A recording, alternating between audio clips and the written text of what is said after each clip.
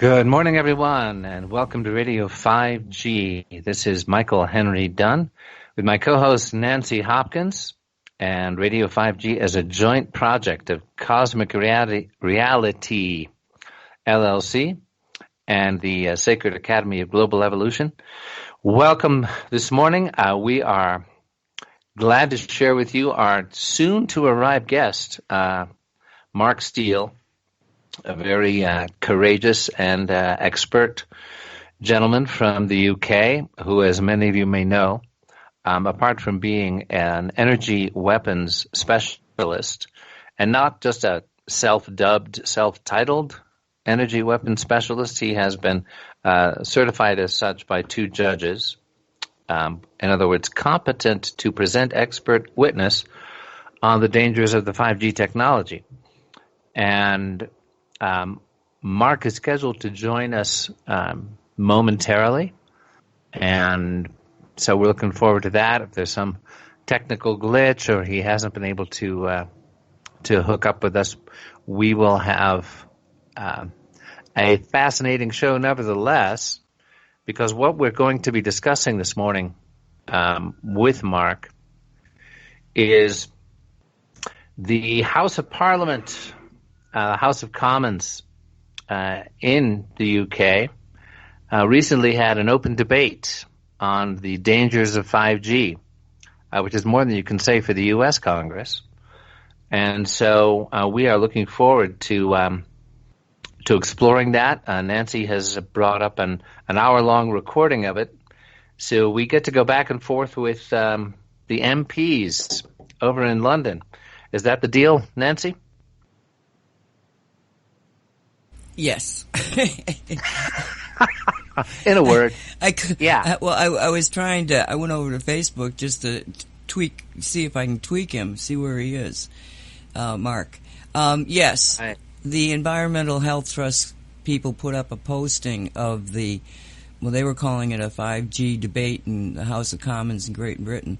And I listened, it's about an hour, and I mean, I'm like, well, at least they're talking, but there was so much. They were talking like this is the discussion they should have had in 1995, not now. You know, it was very. So I asked Mark. I said, "Would you like me to pull apart because I didn't want to spend an hour listening to it and then try to you'd go to sleep." So anyway, yeah, that's what we got planned. But where Mark is, I don't know. I always get nervous when he does, because he's always shown up. But who knows what's happening? So I think we should just wait, even if we have to wait until I don't want to wait more than a half an hour, because it'll take us time, Right. Okay. Well, in the meantime, I do have some news to share about a new documentary that's just been released.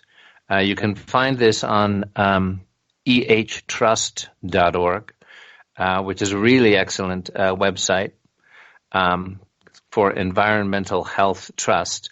There's a new documentary called 5G Beware. They stole our cap title, Nancy.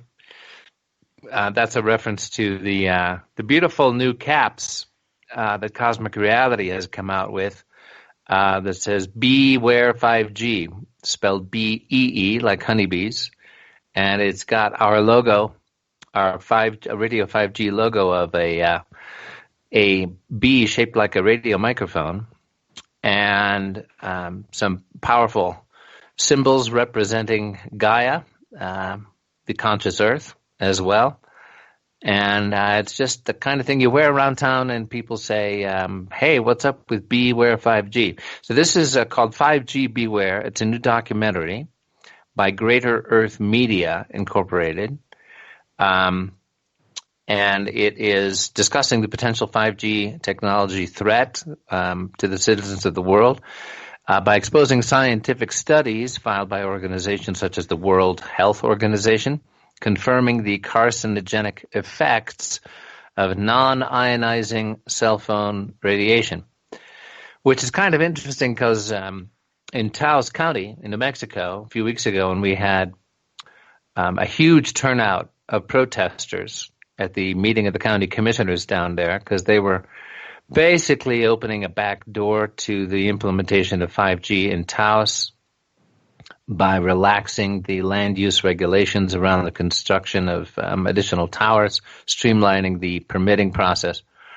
And by the end of the day, after, around 300 or 400 people showed up to protest, dozens of expert witnesses, eloquent citizens, the county commissioners ended up voting to just let it ride on through.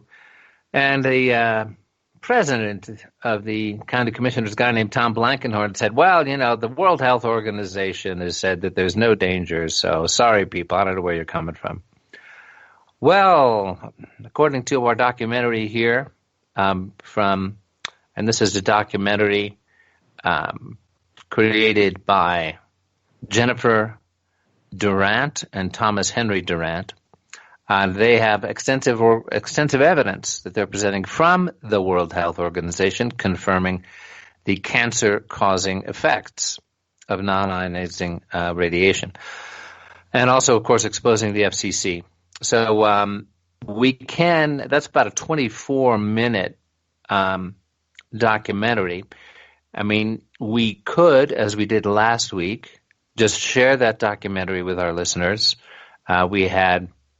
you gotta give me the URL. Right. I gotta give you the link. Here it yes. comes Okay. in a second here. Let me grab that for you. We're here to give you the best information we can. We don't need to tell it to you directly. If we can find somebody that can do it better, we do it. Yeah, because this is all about, a movement of a cooperative movement around the world. And there's, it's called 5G Beware. And there's the little magic drop sound over at Nancy's End in South Florida. Direct from Colorado to Florida, I just sent you a documentary. Ain't technology wonderful if it's not killing you? It's true. Well, it's true. I love it, but well, we know. Yeah, okay. Americans for Safer Technology. All Wired right. Technology. Okay, 5G Beware, but they misspelled it. They only used one B. Right. Don't they know how beware is spelled nowadays? Really? Yeah. Okay. All right. Let me see. We all set up to do this. You ready to go? I'm ready anytime you are. So this is a documentary from Greater Earth Media. It's free to the public on YouTube, produced by, directed by Jennifer Durant, and co-directed with Thomas Henry Durant. And she's very well known in the community of health and wellness. And they have co-created Greater Earth Media with their producer, Gwen Moriel. Gwen Moriel, it looks like. So if you want to let that roll, I think this would be... Of safety testing on 5G technology. Because they know it's dangerous. The industry knows it's dangerous. Big Wireless knows it's dangerous. If you read your own cell phone manual, the manual will tell you that you should not use the device for prolonged periods. You should try not to have it by your body. So they know the technology is dangerous. And that's why they're just trying to get as much of it out there as they can before they're finally held accountable. Sadly, we've seen this all before. We saw it with big tobacco, we saw it with lead and gas, and in every single case, the big corporations did what they always do. They lied. And then they paid off politicians, and they paid scientists, and they silenced people and discredit them. And sadly, they did get away with a lot of it, and that's what we need to make sure doesn't happen with 5G.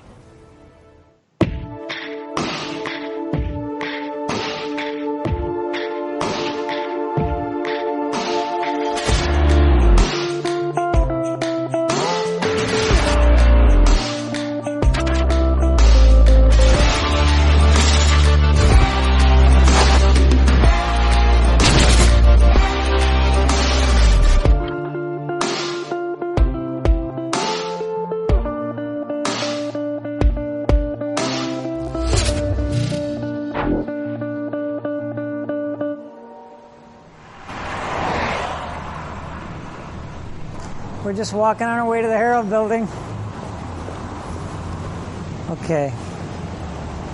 Starting to go up. Oh, there they are. There's a bunch of antenna up there. And as we approach them, we cross the highest threshold it shows. It's above 100 milliwatts per centimeter squared, and we're at 600 milliwatts per centimeter squared. And it says we should avoid long time stay in this area. We're way above the safe limit with 4G technology. If 4G is crossing thresholds and 5G increases by an order of magnitude, maybe that's something to be concerned about.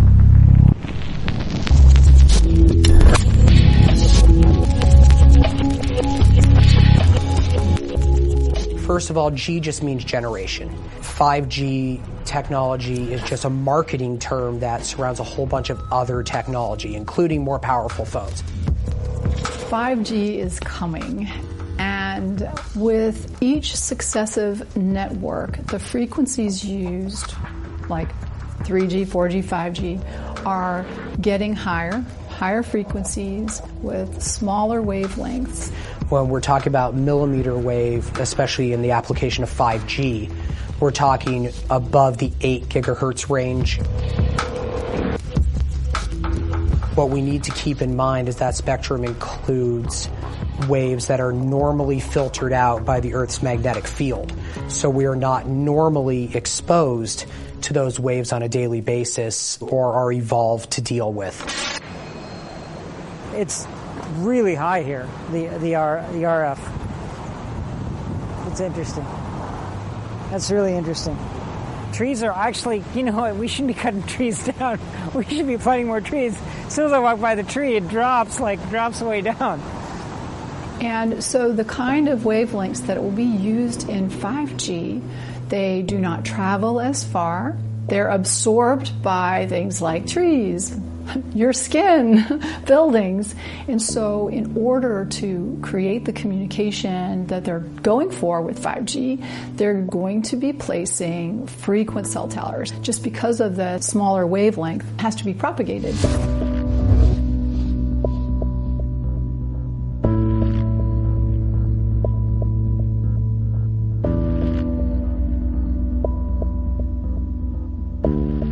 The deployment of small cell emitters is a concern of mine. And the reason it's a concern is because these small cells have to be located in close proximity and with line of sight. So it means, for example, trees have to be cut down. It means we need a lot of them. It means that very, very many orders of magnitude more radiation than is necessary, exceeding the FCC's already too high levels of emissions. We are now going to artificially greatly increase the amount of exposure that we have. On top of that, we're going to bring the emitters right next to our homes, right next to our schools, and the amount of radiation we're going to be exposed to has never been done before in known history, and we're all going to be exposed to much greater levels than we ever have. I mean, we're at the beginning, the infancy in our understanding of what electromagnetic fields do to the body. And we're all wondering, is it a problem? We function because of moving currents in our body, okay? That's a basic principle. Nerves function because of shifts in electric charge.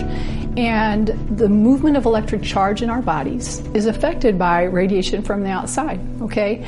And the structure of the water in our body is very important for normal function. And that also is affected by charge coming from outside the body. And when you understand those two basic things, you see that this whole field of the electromagnetic spectrum affects us. And it was then that I started to tell my patients, well, if you're not feeling well, we might want to see if you can turn off that Wi-Fi router at night. Try and limit your use of cell phones. So these kinds of things have just gradually come into my practice, and as you start to understand more and more about it, it makes a person pause when you think about 5G coming up. Now, if the federal trade decision has made you wonder about the contents of your cigarette, you can be glad if you're smoking Chesterfield. Chesterfield gives you scientific facts and names its ingredients. Chesterfield uses tobaccos pre-tested by laboratory instruments. Outside independent consultants include many eminent scientists from leading universities for the most desirable smoking qualities, entirely safe for use in the mouth. Believe me, friends, Chesterfield has for your smoking pleasure and protection every advantage known to modern science.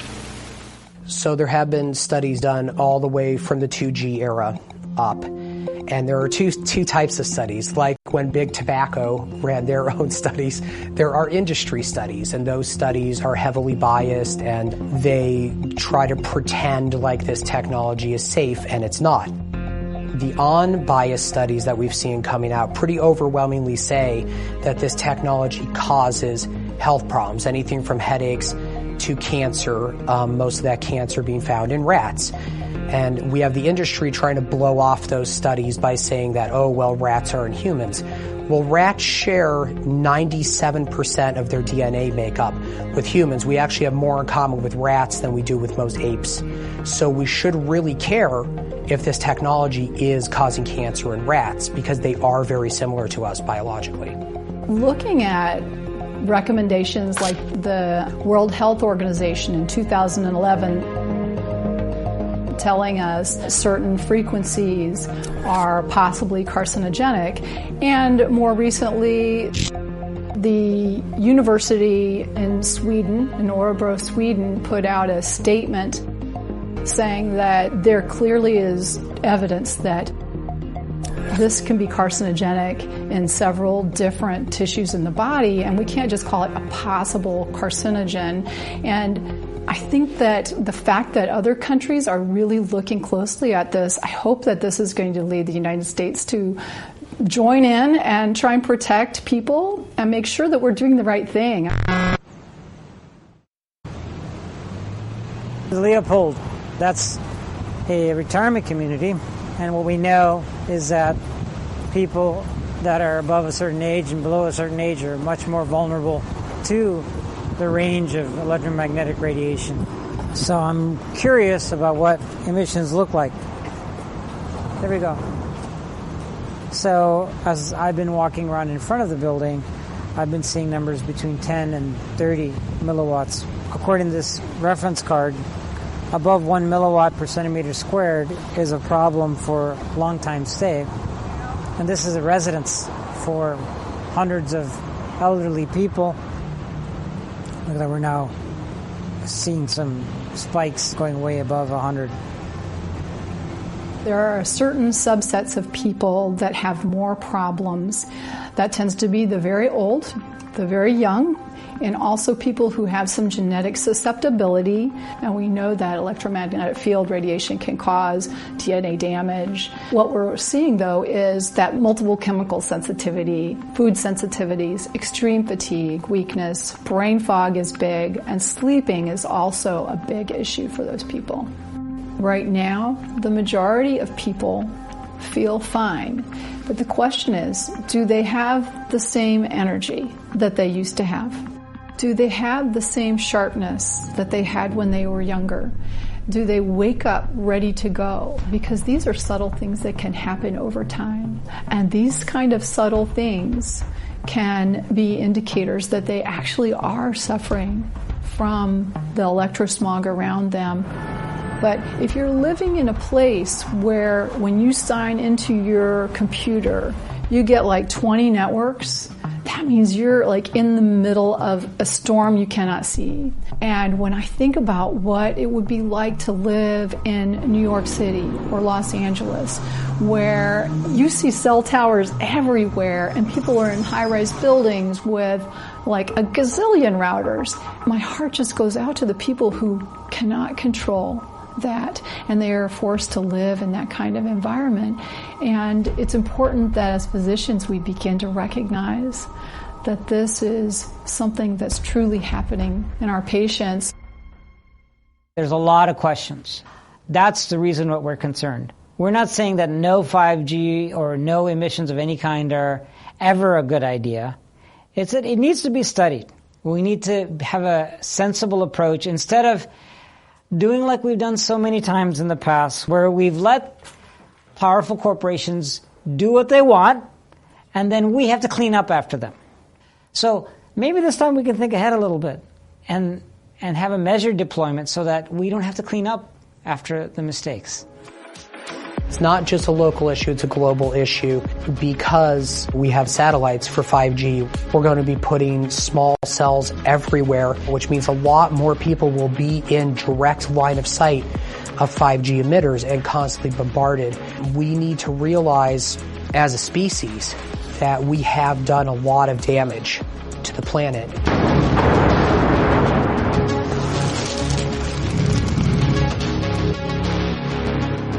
And a lot of that damage has been done because we didn't take the time to do proper research before we rolled things out. I love my cell phone. Don't get me wrong, I really do. And I use it a lot. I'm trying to be careful with it. But I don't want it to harm my children or my grandchildren. And I want to know what's going to happen as we use electronics more and more. And, you know, it's funny to me because we have this pretend race with China for 5G, and you'll hear this come out of, especially the current administration, a lot. As this committee heard just a few weeks ago, the United States is engaged in a high-stakes race with China, South Korea, and others for leadership in 5G. It's critical that the United States win this race and the jobs and investment that will come with victory. That's all smoke and mirrors. We already lost this pretend race that we're having with them. This pretend race reminds me a lot of the war on drugs. The Chinese manufacture virtually all of our cell phones. But even China has a more reasonable standard for the amount of radiation it allows its citizens to absorb than the United States does. This is our generation's version of tobacco. The gentle sounds of springtime seem to say relax and be refreshed. And just as gently, Salem brings you springtime refreshment. For Salem special paper, air softens every puff, breathes in fresh, cool air to bring you a softer smoke. So currently, in the United States, as far as I know, we do not have any regulation on EMF. In fact, we even have some legislation that says you can't force a telecommunication company to take down a cell tower, even if you have health effects.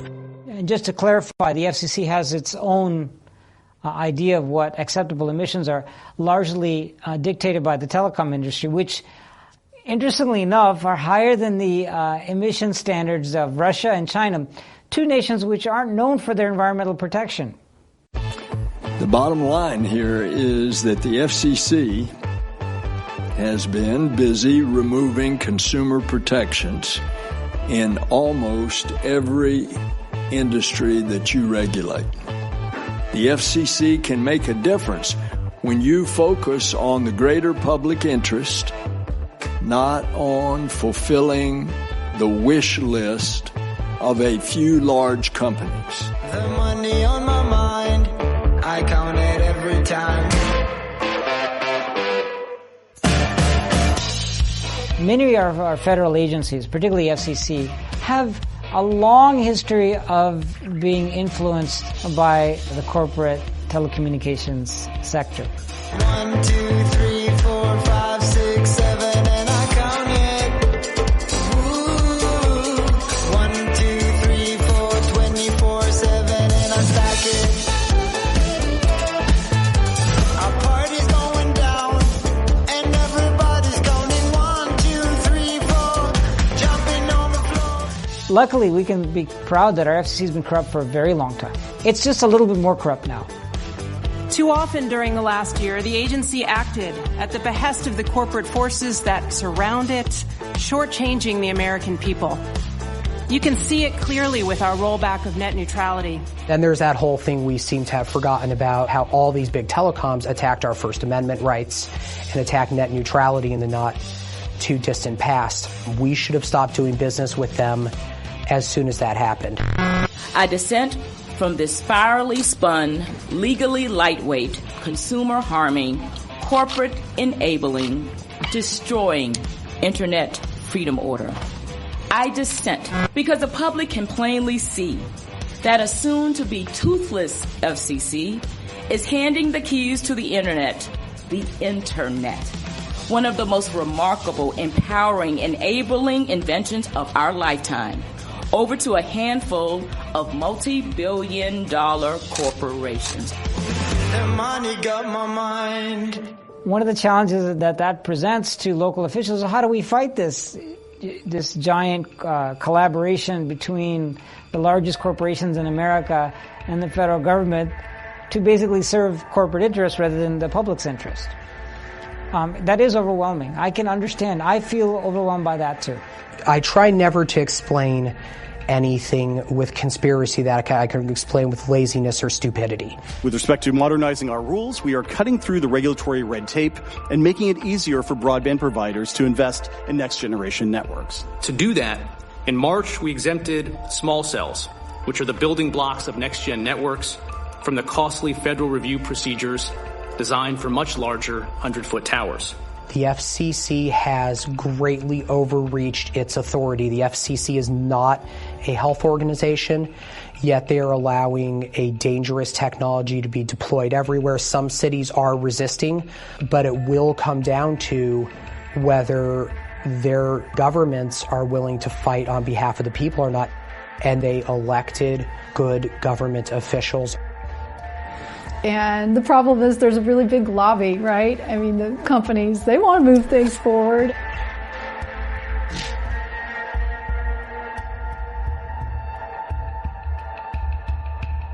If we could just stop where we are and confirm the safety of what's happening now before we do something that's going to deeply affect our kids.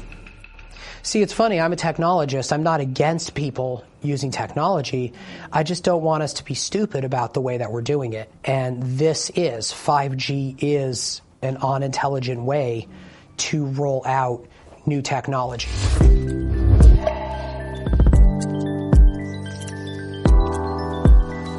What people can do is to recognize that every year is an election year.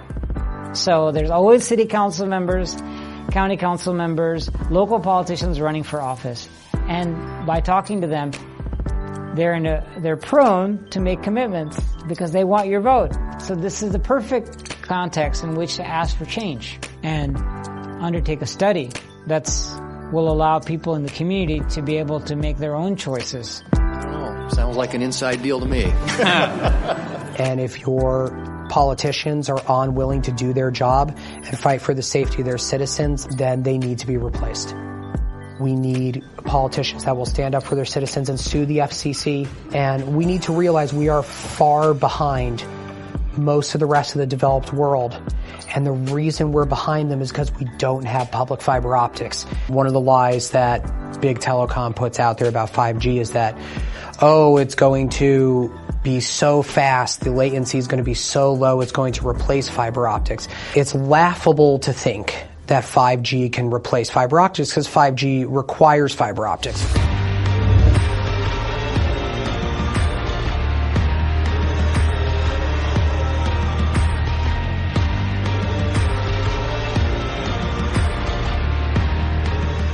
Fiber optics is the 100% safe solution as well. It just carries light. So some of these cells are going to be so close to houses and businesses anyway that you might as well just hook directly up to the fiber and actually have choice of how much EMR exposure you're getting. I don't think it's realistic to expect our city officials and county officials to magically stop the problem.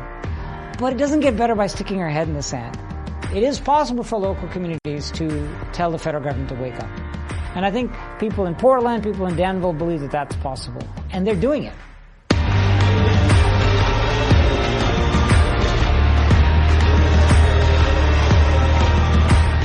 As consumers, we cannot buy this technology. When our providers try to force us into this technology, we can tell them we don't want it and why, aside from just not buying it. You can use wired connections in your home. Even the Nintendo Switch has a USB wired connection now. You can do things like turning your router off. Some people go so far as to sleep in a canopy that protects them from EMF. Nobody's saying we shouldn't continue to advance as a society. We're just saying we should do it in a way where we don't poison ourselves. Our best defense against this is not to install 5G, not to deploy this technology. The case for more research is clear. Until that's done, we have to not put this technology in. You just don't give the 3-year-old the knife. I mean, and so that's kind of almost how it seems, is with an unknown being unleashed all over the world that 5G is. Is that going to be dangerous? I have seen no studies or tests on the 5G network in terms of safety. That's the greatest concern right there. And until we understand more, it is going to be hard to say what's going to happen when 5G rolls out. You and I are rats in this experiment. We really are. So I think that's something that hopefully, wouldn't it be nice if it didn't have an effect, but it has to be studied by scientists. My name's Rebecca O'Brien. I live in West London. I've been electromagnetic sensitive for roughly 17, 18 years. My main symptom is headaches. It just literally makes my head feel like it's being squeezed. It was more like a vice that's crushing your head. I thought it was due to the fact that I'd moved from a 2-bedroomed bungalow into a small flat. So that went on for about 5 days, and then I went to see my mother in the north of England, and it went. So I thought, great, it's just stress. So I came back to the flat and it started again. Frequently when I come out of the building and leave for the day, I get lightheaded and dizzy.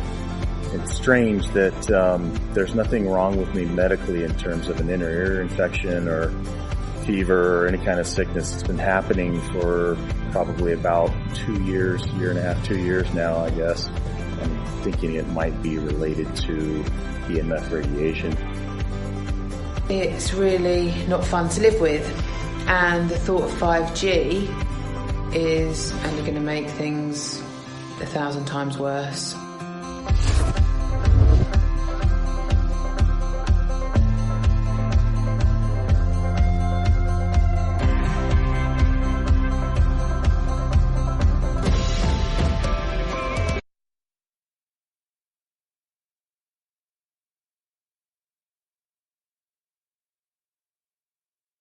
Sorry there, Michael. I got you muted.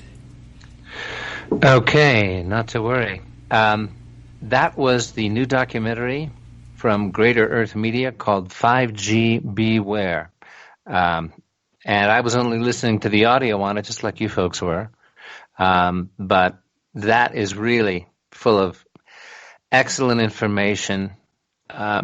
That's a real valuable tool because it not only goes into the science, it also goes into what we can do about it. That's co-directed by Jennifer Durant and Thomas Henry Durant. And we sure do appreciate the folks at Greater Earth Media for putting that out. When this show comes out on YouTube, we will have that link for all of you so that you can share that. Again, that is the new documentary 5G Beware from Greater Earth Media. So, I was very impressed with that. What are your thoughts on that, Nancy? Well, I was actually watching it because I was making sure the sound stayed level. And the man who was out there, you could tell he was like talking about the meter and stuff. He was in the streets when he was taking those measurements. So, and that image of him just walking through the streets and getting these outrageous readings. Inside the building, it could be worse. Yeah. The doctor, did you catch her name? Let me see if I can pick it up. Because no, they didn't say the name. They probably had it, on the screen. Yeah, I'm looking. I'm not seeing it here. Okay, wait a minute. Let me just pull this picture up. Apologize here. Oh, YouTube might be. Yeah. Interesting. Suddenly, YouTube doesn't want to respond on this video. I think. Well, gosh, that would be so surprising. Yeah, I think given it's really a good democratic freedom-sharing instincts of those good folks at YouTube. They wouldn't want to repress or censor something that exposed the corporate agenda for sure. I'm going to reload it and see what happens. Yeah, I want to. I want to be able to tell you who these people are, because the doctor, she was very, very familiar. I think she's been, that she's probably been on other documentaries. Okay, let's see if it'll work. We're at 600 milliwatts per centimeter. Okay, this man is an electrical engineer and the manager for Whole Energy, Whole, W-H-O-L-E, and his name is Atul Deshmane, A-T-U-L-D-E-S-H-M-A-N-E. He's an electrical engineer, so as you hear his voice, you're going to realize that this is a certified expert. It's not Nancy or Michael. It's a certified expert talking this way. And we're just certified. We're just certifiable, probably. Oh, right. There you go. Okay. So it wasn't a YouTube conspiracy. It was just a YouTube glitch. Okay. This is Dr. Lyndon Guggen, and it's spelled G-O-G-G-I-N. She's an MD, and she works at Feel Good Functional Medicine. And I'll on the promo, I'll put these people's pictures up so you can see them. The young man and he is fairly young. Well, compared to me, a lot of people are young. Let me see. Okay, this man is John Humphrey. He was the one that was speaking the most. John Humphrey, and he's an IT professional at Bellingham. A publicly owned fiber network. Oh my gosh, we got a fiber network guy, and maybe he's a conspiracy against maybe this is all trash. Right. Okay, so let's talk just a little bit about the fiber network, because they discussed it. This is what I love about this little presentation, is it was only 24 minutes, but boy, they hit all the important points. And, let's just jump into this other thing, because the first clip that I'm going to play, well, first off, can you explain to me and the audience exactly how the British government is set up? I mean, we got the Senate and the House, and that makes the, Congress. They have the similar thing over there? Well, the parliamentary system of the House of Lords and the House of Commons, has evolved a lot over the centuries in the UK. Back in the days of a much stronger monarchy, the House of Lords had a lot more power. The monarch had a lot more power. Over the years, particularly in the reign of Queen Victoria, that was the weakening of the monarchy and the ceding of more power to Parliament, particularly the House of Commons. So what's to me kind of stimulating and interesting about a House of Commons session, like we're about to see here, is the freewheeling open debate. If you've watched debates in the U.S. Congress on what's that network where you get to watch the incredibly boring debates, they're boring. So they tend to drone on and on. And not that the UK politicians don't drone, but it's a much more freewheeling style of debate in the House of Commons.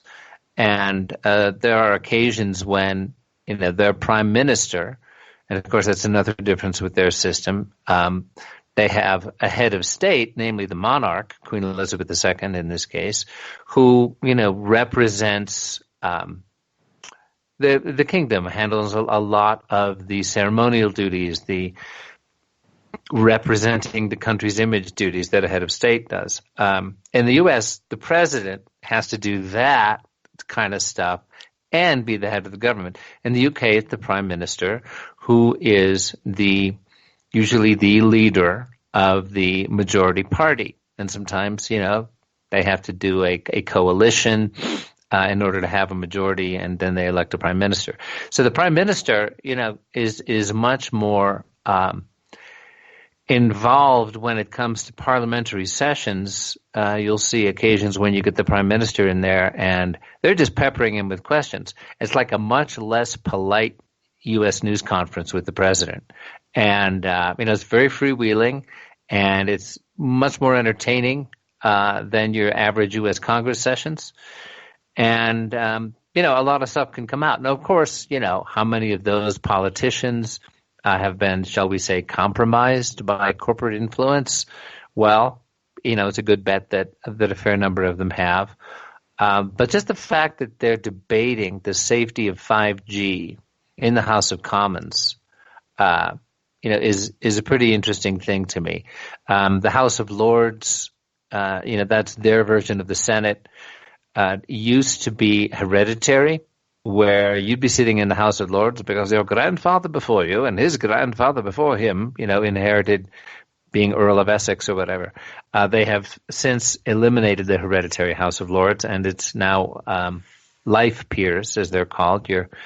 You are made a member of the House of Lords for merit, and you don't pass the title on to your son or daughter. So that's my little thumbnail sketch, and I hope that helps folks understand what we will be listening to as the House of Commons debates the safety of 5G. Well, now, how many people would be in the House of Commons? Well, I don't know the exact number of MPs. MP stands for Member of Parliament. But, like with the Congress, it depends on how many show up on a given day. Well, because on the promo you'll see what the room looked like. It was like a chamber, but there were very few people there. So it wasn't like a big group of people. Basically, the people that talked were the people that were there, which I think is very similar to what probably happens in the U.S., except they did have a camera in there, and I don't think they do that in the U.S. I think they do, actually. It's everybody knows the name of that network except me, the one where CNN? You can watch. Not else. CNN. No, it's C-SPAN. C-SPAN. Okay. Yeah, where you can just watch live, endlessly boring testimony in Congress, and somebody sitting in a largely empty chamber, droning on because he wants it in the record. It goes into the record. So it is recorded on camera in the U.S. Congress. Okay. And apparently, the House of Commons in the UK has the same procedure. Well, the first one is a little long, about 5 minutes. But this is the way that the whole thing got set up. This is the woman who apparently got it put on the agenda that they were going to talk about it. And if you listen carefully to her, I think you're going to come away thinking, shouldn't this have been talked about in 1995? Mm-hmm. You know what I'm saying? Because the information that she's presenting is old. I mean, she's one of, she wants to do the right thing here, but there's something very very wrong in her perception of. Well, I'm going to let her tell it. Here we go. Okay. I think we're going to go. Let me see. I got to push this sucker here. Okay. We now move on to an important motion about the health-related effects of electromagnetic fields, and I call upon Tonia Antoniazzi to move the motion. Thank you very much, Chair, and I'm honoured to serve under your chairmanship, Mr Holborn. This Westminster Hall debate is indeed a very timely one. It comes off the back of a historic decision by Glastonbury Council to oppose the rollout of 5G due to a severe lack of evidence about its effect on the health of those living and working around 5G sites. In the words of Martin Paul, Emeritus Professor of Biochemistry at Washington State University, putting in tens of millions of 5G antennae without a single biological test for safety has got to be about the stupidest idea anyone has had in the history of the world. We have seen the rollout of 5G postponed in Brussels when Céline Frémaux, Environment and Energy Minister, identified that it was not compatible with Belgian radiation safety standards. And a planned upgrade to 5G in Geneva was stopped through the application of the precautionary principle until independent findings on possible health damage become available. Now, I was approached by an old friend who is now a constituent about how a sensitivity to electromagnetic fields seriously affects her health and the way she lives her life. Annalie lives in France for part of the year and has to return to Wales as her health deteriorates working as a university lecturer. I was intrigued by the effects and wanted to know more, so I have been in contact with a number of people who either have concerns about the health-related effects or are suffering firsthand. Following discussions with others, I was keen to secure a debate on the subject because the health concerns are being swept under the carpet by the government and there appears to be an absolute refusal to acknowledge that these health-related effects even exist. To initiate a conversation about electromagnetic sensitivity has had members of my own team and family telling me that it is all made up. That in itself motivated me to keep reading and to speak to as many people who I can in Wales and beyond who are suffering. And what shocked me was the number of people who have IS who are too afraid to talk publicly about their illness as they are really wary of being humiliated and ostracised. Electrosensitivity is a symptomatic sensitivity to electric or magnetic fields of any frequency, including radio frequency transmissions. It's a condition first described in 1932. It's when a person's physiology is affected by external electromagnetic fields, giving rise to a spectrum of symptoms, often neurological. It is therefore an illness caused by environmental agents, essentially an environmental toxic pollutant. It's a condition that can arise due to continued exposure to an environment polluted by man-made EM and RF wireless signals at levels at orders of magnitude below heating effects and is well understood in many other countries. Symptoms include headaches, fatigue, disturbed sleep, tingling, pains in limbs, head or face, stabbing pains, brain fog and impaired cognitive function, dizziness, tinnitus, nosebleeds, palpitations and others. But as we have seen already with chronic fatigue syndrome, there was a disbelief about those presenting with symptoms, and indeed construed by others as a psychological illness, through a lack of knowledge and difficulty to diagnose. I believe that electrosensitivity will be recognised in years to come, hopefully sooner, and that the government will have to own up to their part in that.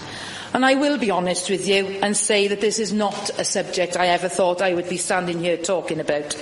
Yet, as a mother, I was always keen to charge my son's phone outside of his bedroom while never applying the same rule to myself. Parents seem to care more for their children, especially when we hear that masts being put up on primary schools, more recently one in Haringey, they are stopped. And the masts are no longer being put up there. There is something in this. I do worry also about the impact of social media on mental health and the increasing addictive nature of smartphones, which is impacting on the lives of the youngest of children. There is some evidence for effects of radio frequency signals on mental health and behaviour in children and young people. Yet they are not currently considered when trying to address the current increase in mental health and behavioural problems in the UK. Minister, can we include the effects of wireless signals when considering solutions for mental health and behavioural problems in children and young people? The recent advice from the UK Chief Medical Officers on screen time and well-being in young people has ignored evidence for the adverse effects of wireless signals.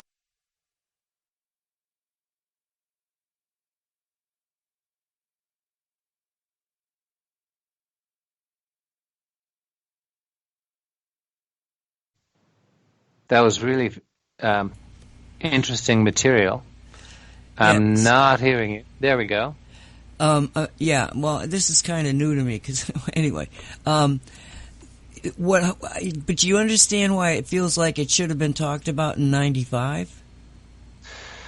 Yeah, She's sure. she's strictly talking 4G and below. This was something that she should have been talking about in 3G.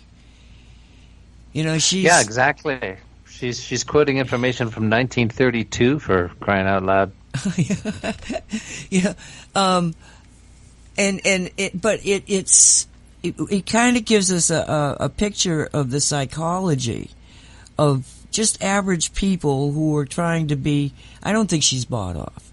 You know, she feels real. The people in that room are going to feel real to you. Trying to figure out, you know, what is this thing? It's cognizant dissonance, but before you get there, you have ignorance as to what is really happening. You know, so they're finding what they're presenting to be, you know, something we have to look at. I mean, you know, but they have no clue as to what 5G really is. If you noticed, she was talking in terms of electrosensitivity. She'll say ES. Well, one friend of hers who happens to have it is nothing compared to what is already happening in Gateshead, and she talked about Glastonbury, you know, stopping it. And I think, isn't that the place that they had the big music festival and people were getting sick and nosebleeds and everything else? Yeah, that's Glastonbury Music Festival. They actually had a big protest because it was going to be an experimental rollout. They were sort of celebrating it. Hey, you know, the Glastonbury Music Festival will have 5G so that, you know, your cell phones will have really massive downloads as you're wandering from stage to stage. And so, yeah, there was a big movement to stop that. I don't know whether there's been documented symptoms that happened as a result of it. Well, she said that they put a halt to 5G. That was part of what she said that kind of like, I wanted to ask Mark more about it. Yeah, whether that's in the community of Glastonbury or whether it was the festival, you know, I don't know exactly.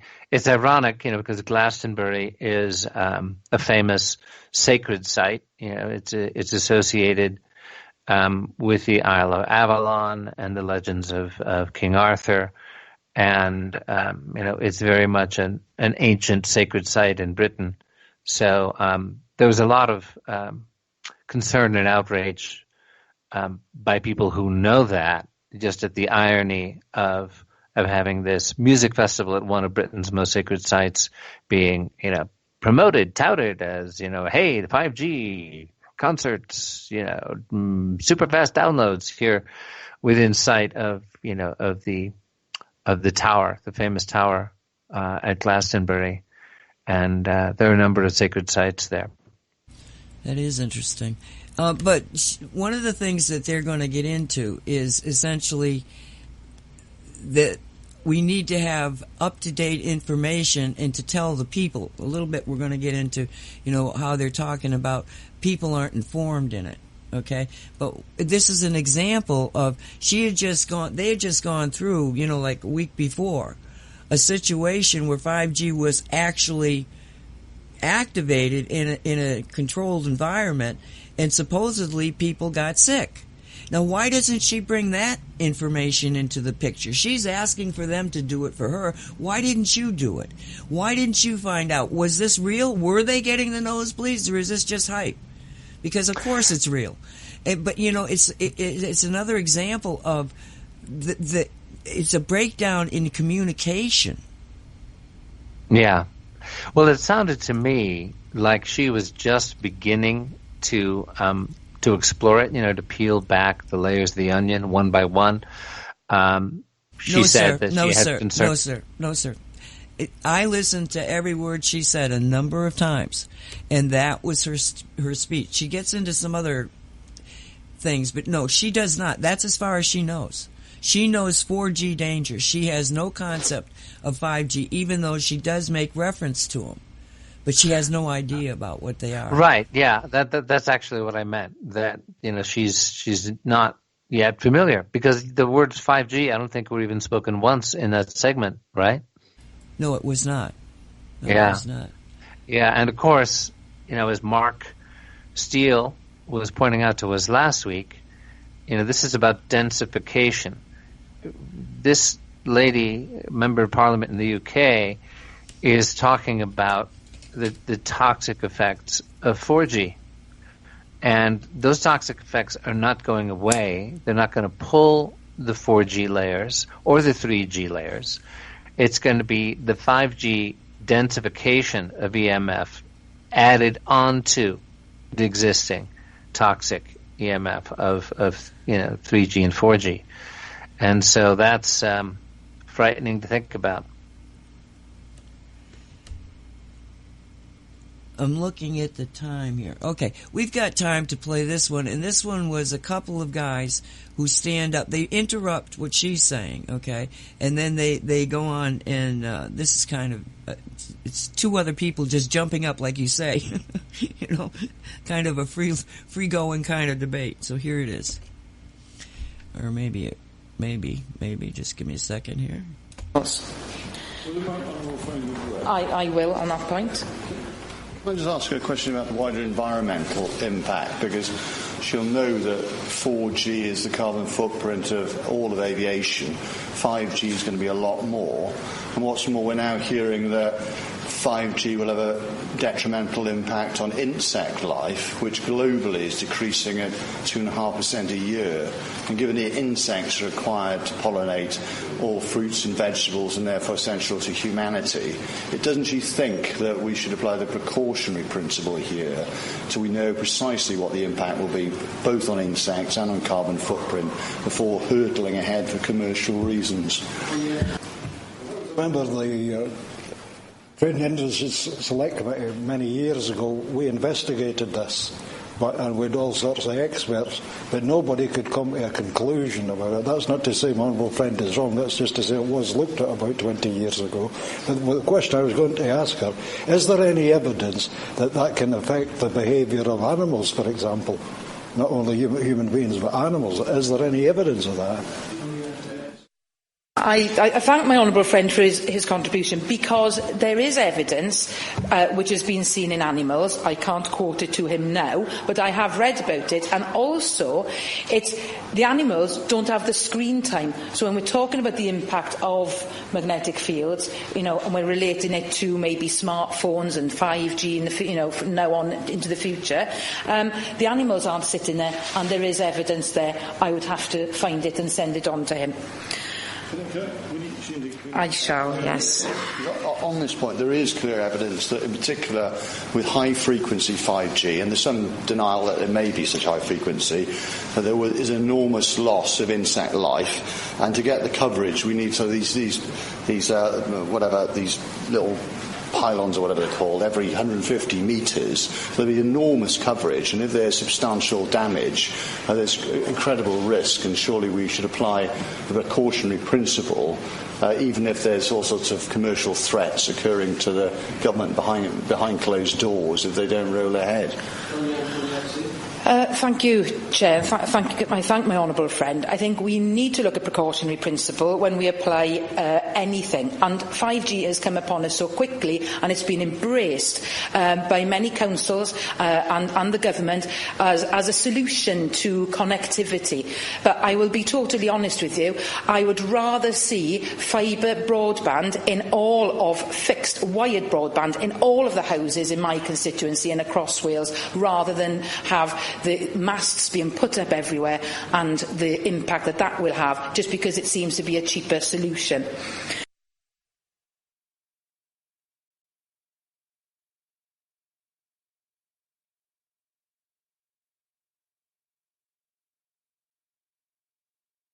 Sorry, too many things. I guess I'm just going to leave you muted and you unmute yourself.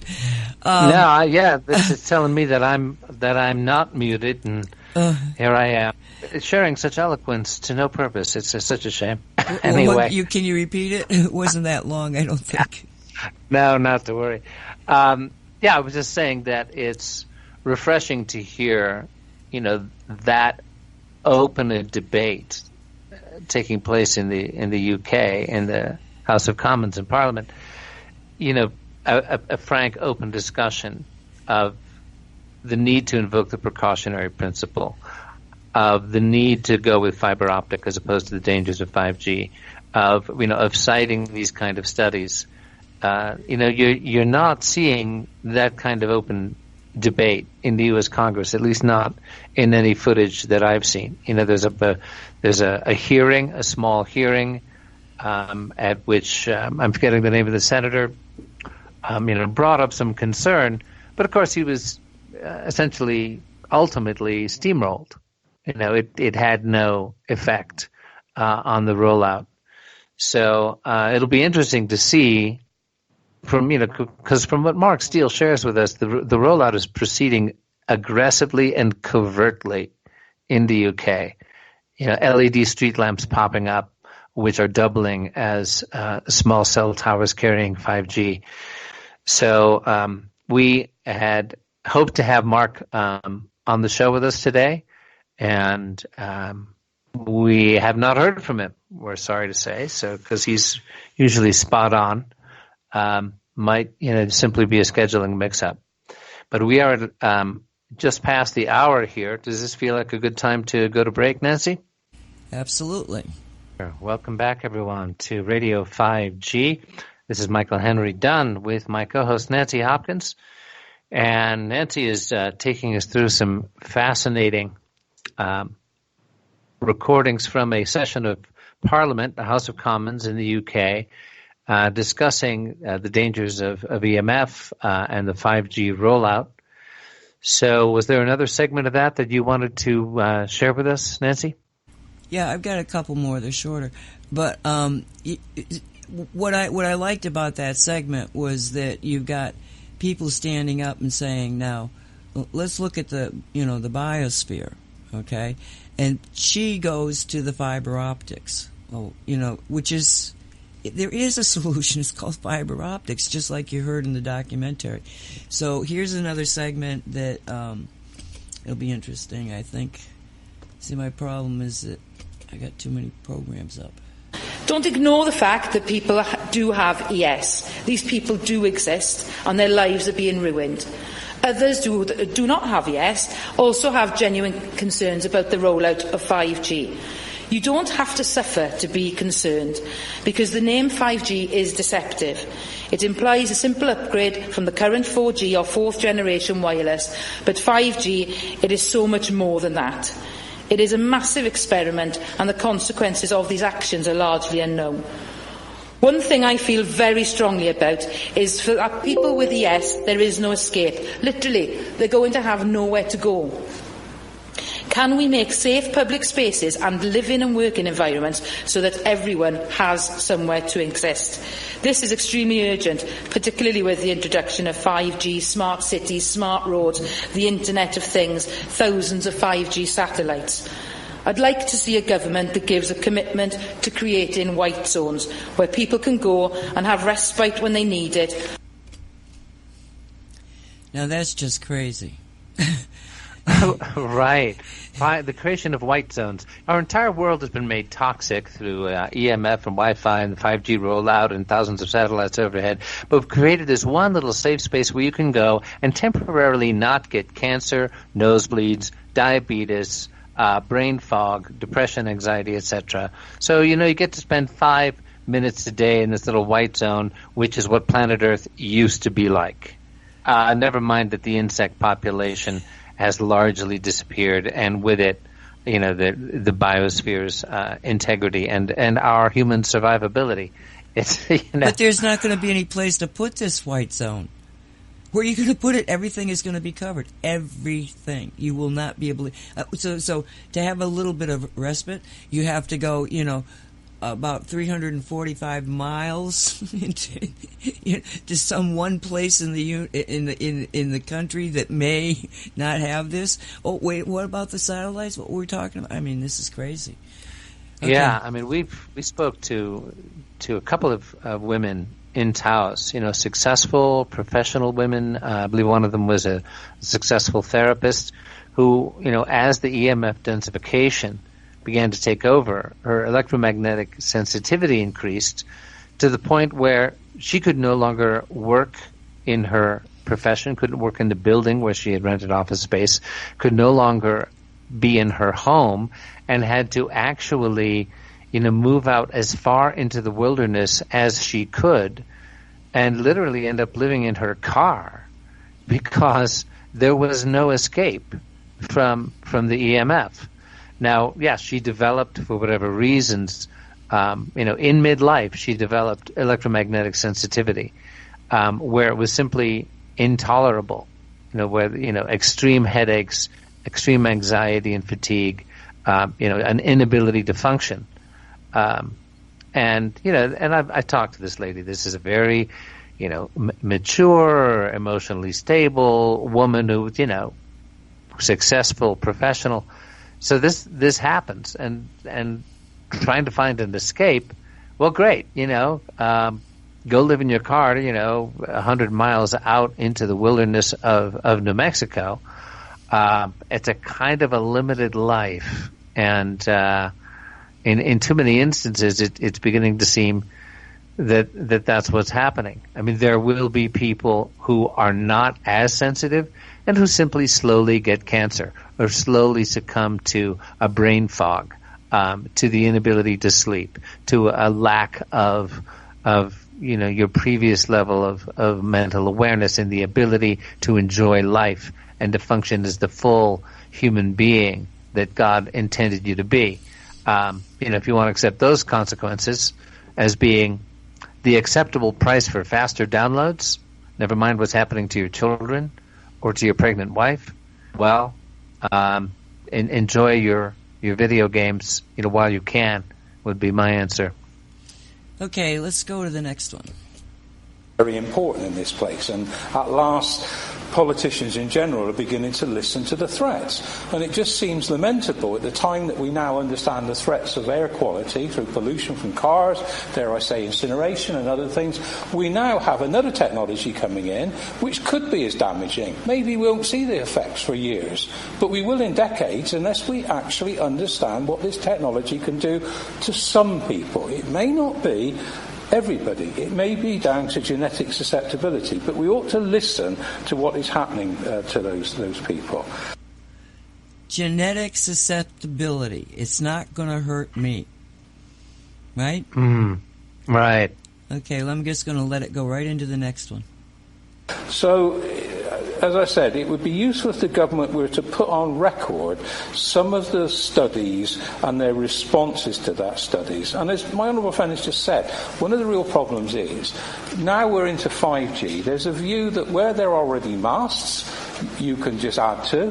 Where there are no masts, you can already put additional technology on them. And I asked the Minister, the biggest worry is that there's a view, certainly in Stroud, that lampposts will be a perfectly acceptable means by which these masts can be substituted by not having to put new ones up. You can just put them on to existing infrastructure. So it would be useful to know from the Minister what powers there are, because I understand in terms of the electronic communications code powers, it's virtually granted unlimited power to the companies to either construct or maintain or develop the current infrastructure without any planning permission. It's all done under delegated responsibility, which means that the general public don't even know what's going on, because normally these things would not be publicised. And of course, there is really very little recourse unless they take court action to try and stop it. Well, the means by which they can do that, even to the extent it may be on private land, so the landowner has very little authority to stop this from happening. This is something that needs to be looked into and properly investigated. So I would ask the government, because I'm not going to speak for very long, to look at the way in which it can consult the public. The public are getting worried.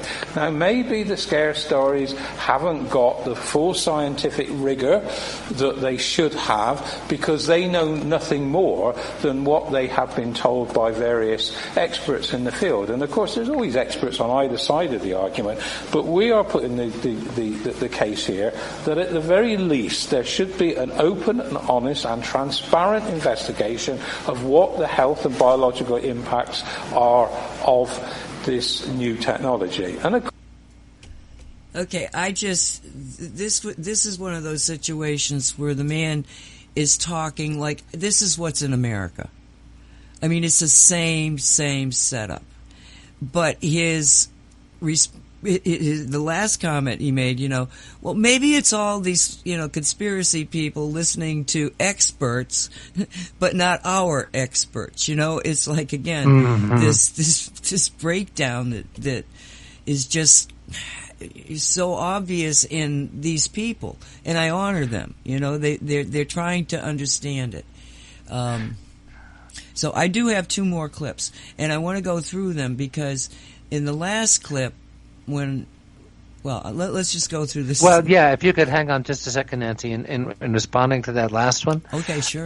The moment when he says, well, if we could have an open, honest, and transparent investigation of this, I mean, that's kind of a tall order in any legislative body these days, to have a genuinely open, honest, and transparent exploration, discussion, investigation.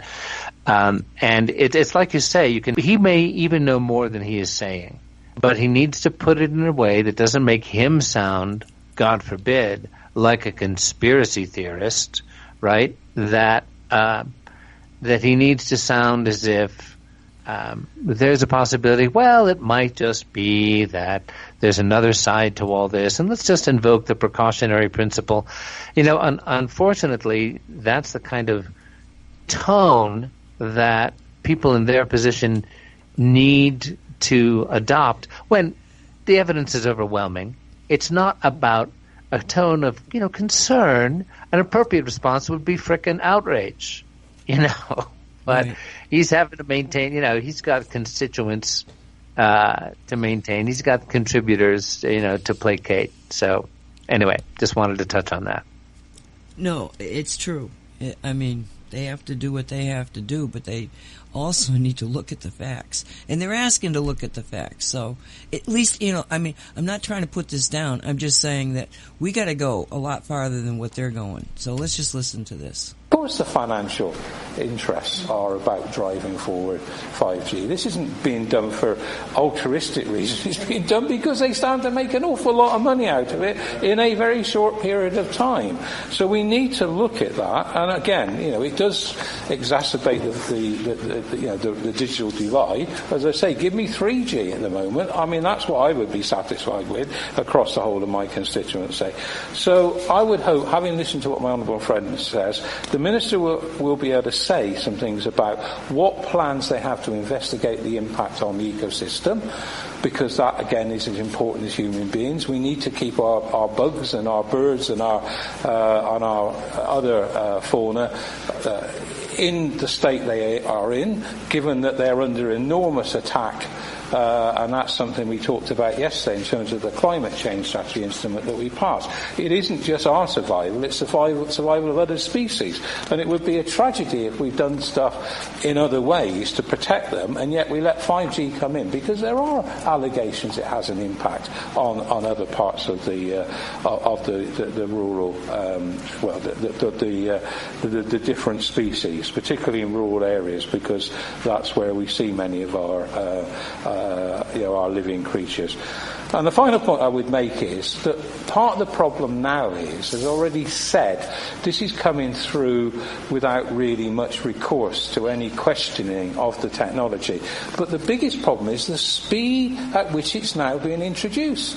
There is really no way in which communities are at least uncertain about the impact of them and their children and their schools and their wider communities, there is nothing much they can do about it at the moment. So I would ask that the government looks very carefully, as my honourable friend says, that we look at the implications on individuals' health, on the wider ecosystem, but we also just take some time and recognise that the precautionary principle is as important in this area as it is in general about air quality.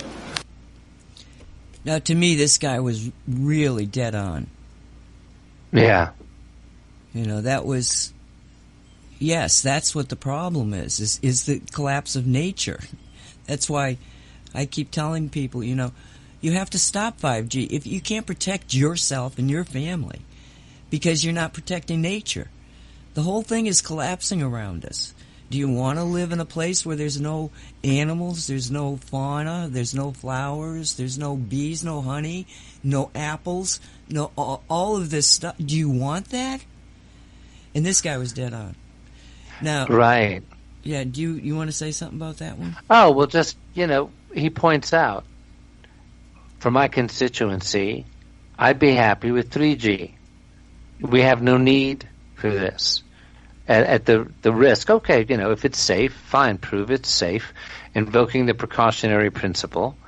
But, you know, the hype and the need, you know, the huge promotional hype going out about the 5G rollout, you know, is becoming so transparent.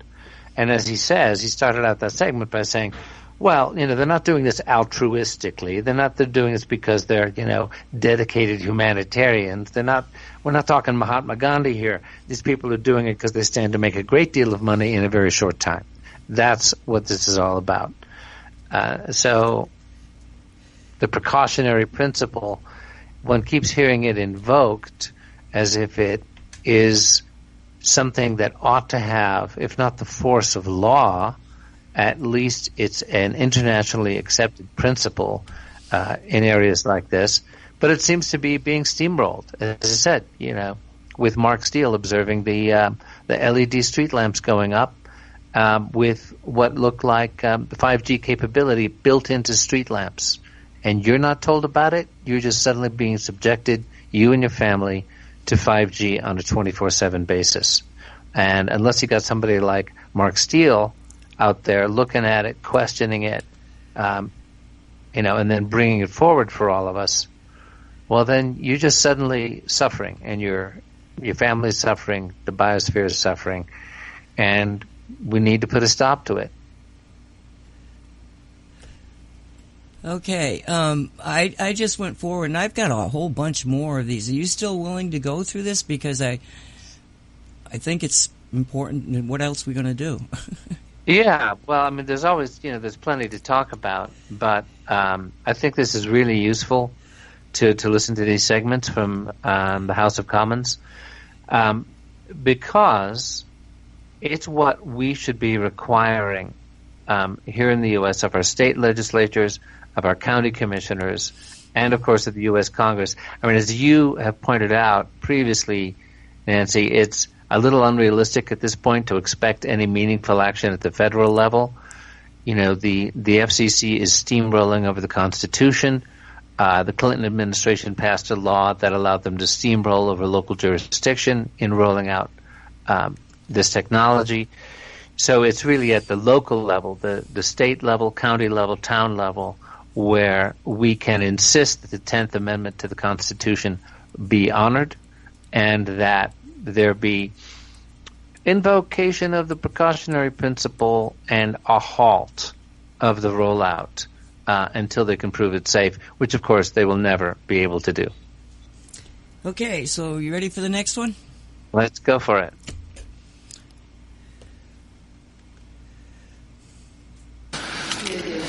Now come to the front bench speeches, the first of which is Martin Day for the SNP. Which is somewhat different. Over the years, the World Health Organization has produced, I believe, or has identified some 25,000 articles which have been published over the last 30 years on electromagnetic fields, a body of scientific knowledge which they claim, and undoubtedly is the case, is more extensive than for most chemicals that we use. However, there are still some gaps in our knowledge about the biological effects which exist, and there is a need for further research. The EU Scientific Committee on Emerging and Newly Identified Health Risks published a lengthy report into this topic in 2015, which is not that long ago in terms of years, but in terms of technology is almost a generation away. Their final opinion was as follows: the results of the current scientific research show that there are no evident adverse effects if exposure remains below the levels recommended by the EU legislation. Overall, the epidemiological studies of radio frequency EMF exposure do not show an increased risk of brain tumours. Furthermore, they do not indicate an increased risk for other cancers of the head and neck region. Previous studies also suggested an association of EMF with an increased risk of Alzheimer's disease. New studies on that subject, however, did not confirm this link. Epidemiological studies associate exposure to extremely low frequency ELF fields from long-term living in close proximity to power lines to a higher rate of childhood leukemia. No mechanisms have been identified and no support from experimental studies could explain these findings, which together with the shortcomings of the epidemiological studies prevent a casual interpretation concerning EMF hypersensitivity. Research consistently shows that there is no causal link between self-reported symptoms and EMF exposure. So the evidence is a little conflicted, and I think we would definitely benefit from further evidence. The role of government, of course, is to ensure that policy is being supported by the latest scientific research when it comes to the effect of electromagnetic fields. So I don't envy government in looking at opposing research that's been published. According to WHO, the heating effect of electromagnetic fields is the current focus of guidelines and regulations. WHO have said that to date no adverse health effect from low-level long-term exposure to radio frequency or power frequency fields have been confirmed. However, that is not to say that research into the effects of prolonged low-level exposure to these fields shouldn't continue, and we must always make sure that the policy in this area is expertise-led. With the seemingly exponential increase in the rate of technological innovation, regulation and monitoring of the effects of these technologies on our health needs to continue to take place. But we must also bear in mind not just the physiological impact of the technology, but also the psychological impact of massive screen time, which can affect mood and sleep, and which can in turn impact on mental health, and this too must also be monitored. In conclusion, I would concur with the Honourable Member for Gower on the need for independent research into the 5G technology, as without public confidence and understanding of it, we will all be faced with many people complaining against it when it comes into their areas, and we need to know the answers now before that is rolled out. So thank you very much.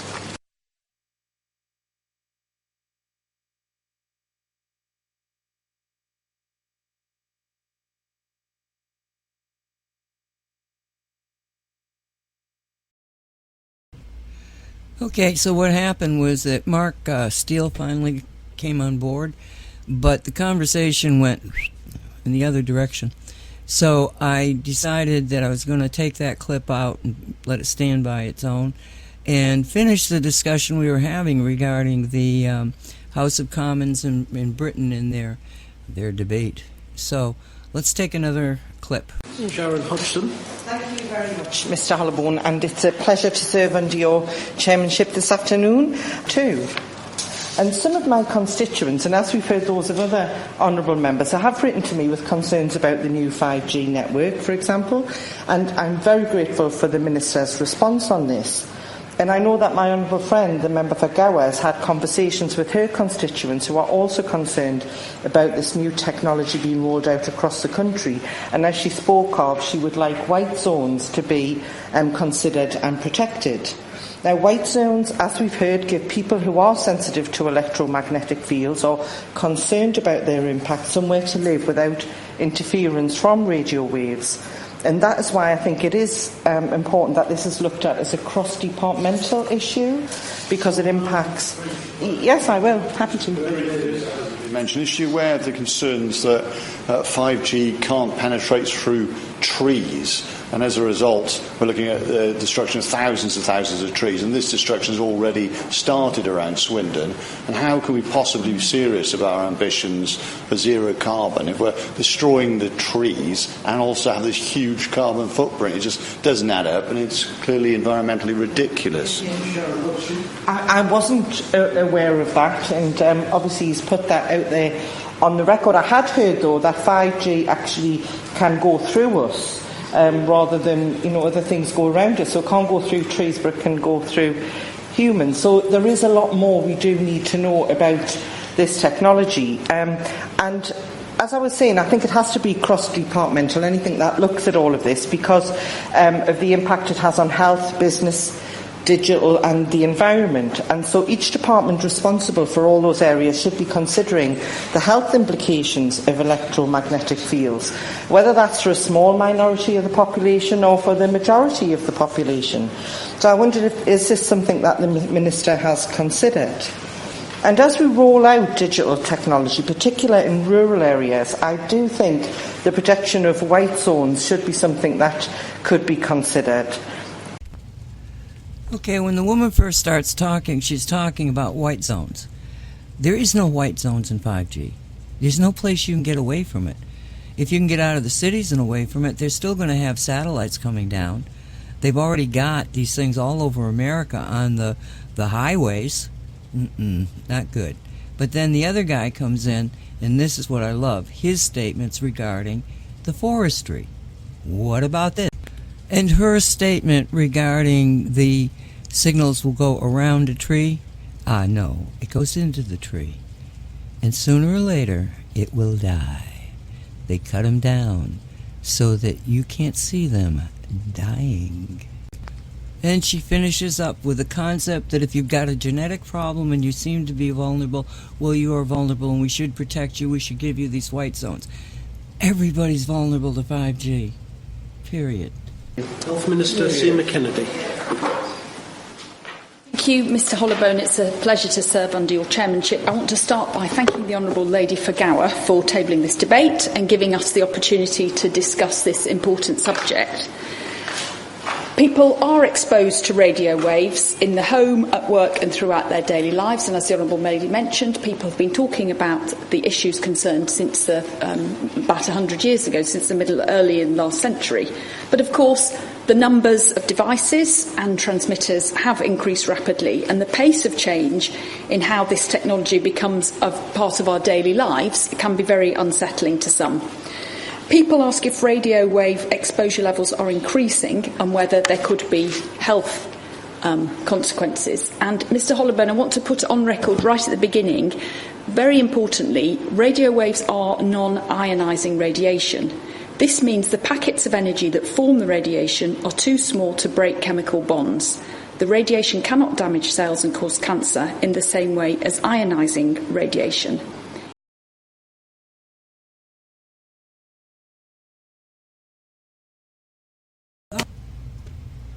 Well, she states I got to tell you about this person. They kept shooting cameras at her. Every once in a while you'd see her and she's scribbling in this very frilly white dress. And I got to thinking, well, she must be the one in charge of this thing. So I started calling her the boss lady. Boss lady?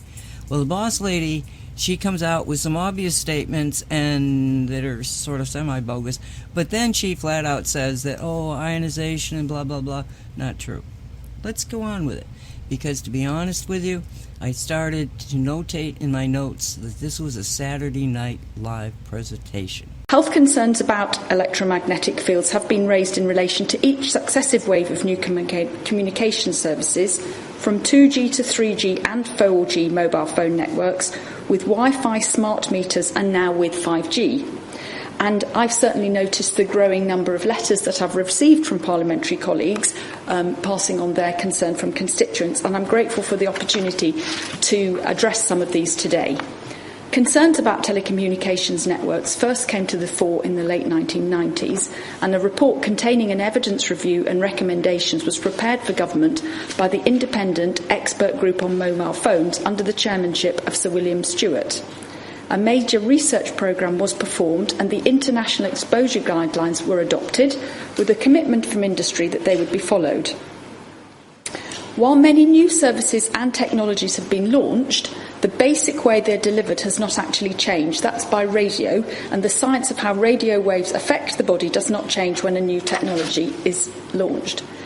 Hope you caught that this is somebody basing their statements on information that is very old, very outdated, and quite honestly, not accurate.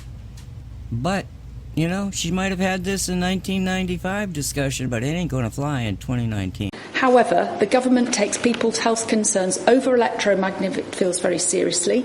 It has committed and continues to commit significant resources to supporting research and analysis on this topic. There are policies in place to make sure the exposure guidelines are followed. Public Health England monitors the health-related evidence and collaborates internationally to ensure any important new evidence is identified and responded to. Yes, she might be referring back to her speech about something, and then I was going to respond to a comment she made, but I'll happily give way. I thank the Minister for allowing me to ask this question, but would she be able to point out to where this evidence is that the government has, the recent evidence, and Public Health England? Is it in the public domain? What I was going to say was, because I know the Honourable Lady talked about accurate information and honesty about the information that's put out by Public Health England.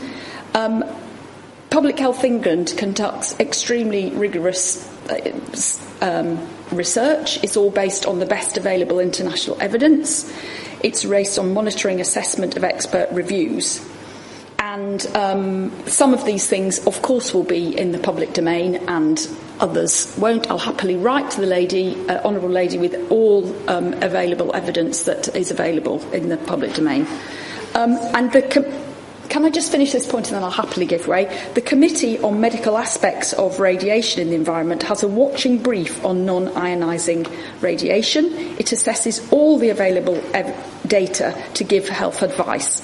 Many scientific studies have been done over several decades, and a wide range of health topics have been investigated, including cancer, reproduction, cognitive effects, and electoral hypersensitivity. I'll happily give way. Thank the Minister for giving way. She referred to the frequency range, and it is true we're talking here about lower frequencies than the ionising radiation that would be beyond the visible spectrum.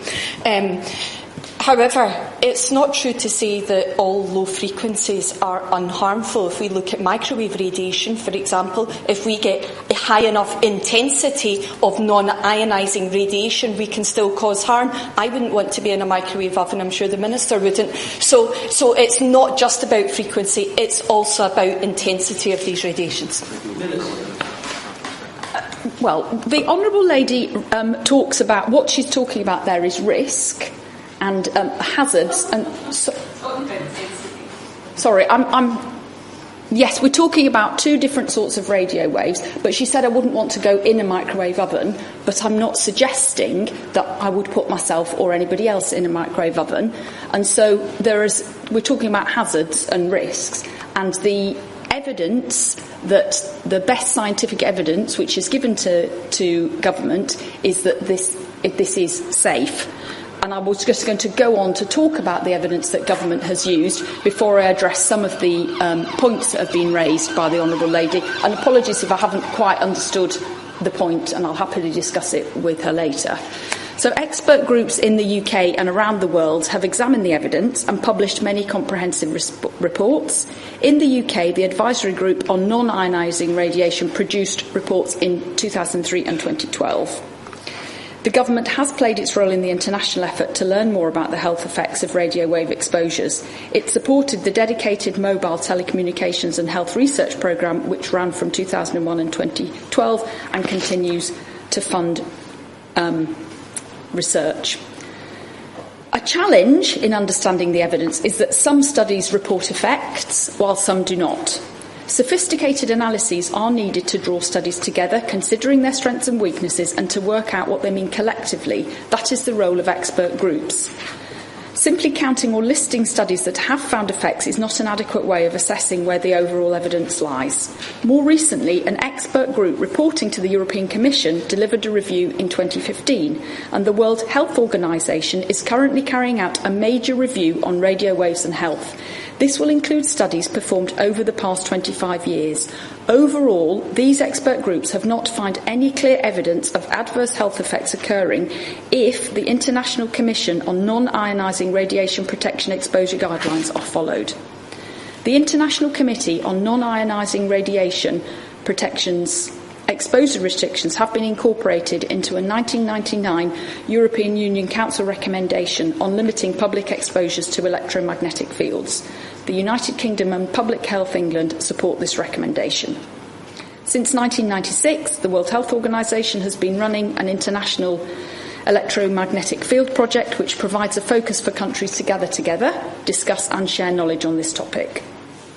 The main conclusion from the WHO is that electromagnetic field exposures below the limits recommended in the International Committee on Non-Ionising Radiation Protections International Guidance do not appear to have any known consequence on health. But as the Honourable Lady mentioned, and as other people have said, this does not mean that people living with that have electrical sensitivity, hypersensitivity, don't have symptoms. These symptoms are real and they can be very debilitating, and the department's guidance is that they should seek medical advice where their own personal situation can be taken into account to find the best treatments that are possible. I also wanted to address the points that were raised by many honourable members about the effect on mental health of screen time on children, and I think, as any parent can attest, there are some. And of course the Shadow Minister referred to SCAMP, which government conducts research and which looks at the effects of technologies on school children. There is exposure levels reduce very rapidly with increasing distance from transmitting antennae, which means that being in immediate proximity to the transmitting antenna of a mobile phone handset held next to the head is different from living near a base station. There is long-standing precautionary advice from Public Health England and the NHS for mobile phone users, and research is continuing. So we're always continually looking at the evidence and updating our advice. Yes. Minister for giving way, but what work has been undertaken by Public Health England to actually look for evidence of risk in the mobile phone usage? Are they looking to see what the damage it is actually doing, rather than saying, well, it's not really hurting anybody? I think Public Health England takes its role very seriously, and they're always monitoring it to look at it. And of course, since perhaps 10 years ago, there was a lot of research onto mobile phones next to one's ear. Of course, now the way we use our phones is changing, but they're always looking at it and always reviewing the best available evidence. There has been a general trend from 2G through to 5G for the transmitters to become smaller, mounted nearer the ground, and to use less transmitted power. On the point that the Honourable Gentleman from Stroud raised on the Electronic and Communications Code, I think that's a matter for departmental colleagues in MHCLG. Our Honourable friend for Swansea West has left, but I'm going to make sure, because I was quite surprised. I don't think we are cutting down trees. In fact, I'm sure that government has committed to planting more trees. I know that the Secretary of State is very keen on them, so I will commit to writing to him on that. I just wanted to answer the questions that were brought up about now I've lost my notes here, about radio frequency fields and cancer, and the International Agency for Research on Cancer. So this was a working group, reviewed the health effects of exposure to RF fields and concluded that such exposures are possibly carcinogenic to humans, Group 2B, based on IARC's classification scheme. There was a minority opinion in the working group that current evidence in humans was inadequate, and therefore there was no conclusion about a causal association. So, in terms of carcinogens, different classes of them, there are a statement on the PHE website which is a response to the IARC classification, and PHE has summary advice statements that it sends to inquirers with a full explanation of different carcinogens, and they could, carcinogens can include things like petrol engine exhaust, bracken fern, talc-based body powder. So I think there is a broad spectrum of carcinogens. The Office of Communications has been carrying out an audit of the emissions from mobile phone base stations since 2001. The Advisory Group on Non-Ionising Radiations report in 2012 contained a summary of over 3,000 measurements made at over 500 sites by Ofcom. The maximum exposure found at any location was hundreds of times below the international guideline levels, and typical exposures were much lower still. Public Health England advises that there may be a small increase in overall exposure to radio waves when 5G is added to an existing network or in a new area, but this is expected to remain low relative to guidelines. I hope I've demonstrated today that government takes the issue of potential health effects of the introduction of 5G seriously, and that Public Health England is well placed to identify and respond to any important new evidence as such evidence may emerge. I want to finish by reiterating that exposure levels to electromagnetic fields to the public from telecommunications networks are currently very low in relation to the international guideline levels and are expected to stay that way after the deployment of 5G. Like I said, it sounds like a Saturday Night Live skit if you know the facts. And why do you keep going back to 2002? Well, 2012. That's still years and years ago. There have been thousands of scientific experimentations, research, and statements by people involved in this that have certification up the Gahuza that they just will not look at. Now, I'm not blaming these people, these politicians. My gosh, it's a very complicated situation. They don't have the time to assess it, but they dang well better start learning. Because what they're saying is absolutely a Saturday night skit. Now, let me say something about, we're going to take and we're going to do a study of all the studies, and then we're going to come to some conclusion. Okay. Back in the 80s, there were very, very, very few people that were concerned about, and we're just talking electromagnetic, never mind Wi-Fi. And they got through to a congressional situation where they were going to do that. They were going to look at all the electromagnetic studies that had been done concerning health and come out with some conclusion. Well, month after month, it was being delayed, and this went on for at least 18 months. After they supposedly had done the research and were about to publish it, and then it never got published. And finally, and I was watching this, I'm not an activist per se, I was watching it, and finally they told these people, well, we've classified it as a U.S. secret and we're not going to release it. What's that tell you? So let's get the last shot here. I'd like to thank the Minister for her response, and also to the members of all parties that have taken part in the debate. I have concerns over the international guidelines, and I also think that exposure cannot be underestimated in this case. But I am going to just say that when the Minister in DCMS was asked a question by my honourable friend from Stroud, it was reported that it was her belief that the Next Generation network will not endanger the public, and she added that Public Health England had found no evidence of any significant risk, and that the government anticipates there will be no negative effect on public health. And I'm afraid those statements are far from reassuring. Belief and anticipation are insufficient to make such statements, and we have to think about the precautionary principle.